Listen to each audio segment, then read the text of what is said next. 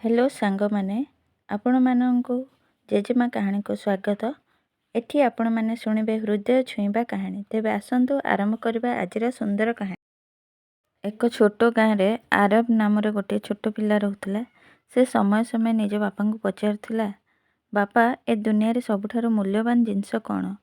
ता बापा कहउतले, पुओ तू जेतेबेले बड़ हबु से दिन तू निजे बुझी जिबु। समय कटिगला। गोटे दिन स्कूल रे शिक्षयित्री पिलामानंकु कहिले, आसंता काली समस्ते निज सह सबुठारु मूल्यवान वस्तु आनिब। आरब भाबिला, से घर रे सबुठारे सबु जगह खोजिला।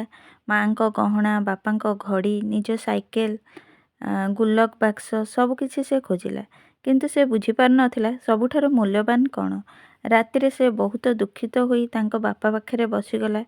आरब को आखिरु लुह देखी बापा पचारले, कौन हैला पुओ? आरब कहिला, मु बुझी पारुनी सबुठारु मूल्यवान जिनिस कोन। बापा हसिले, पुओर मुंडरे हाथ रखी कहिले, पुओ सबुठारु मूल्यवान जिनिस हेउची समय। एकाथरक जहा चाली गले से आउ केबे फेरी आसे नाही। सेइथिपई प्रत्येक मुहूर्त को भल कामरे व्यवहार करिबा ही हसल धन। परदिन स्कूल रे शिक्षयित्री पचारले, आरब तुमे कौन आनिछ? आरब आत्मविश्वास रे कहिला, मैडम मु मो बापांक सह काटिथिबा समय आनिछि, कारण सेइटा ही सबुठारु मूल्यवान। समग्र क्लास ताली मारला। शिक्षयित्री हसिले ओ कहिले, भल कथा आरब। हाँ पिलामाने, समय सबुठारु मूल्यवान, एहाकु सठिक भाबरे व्यवहार कर।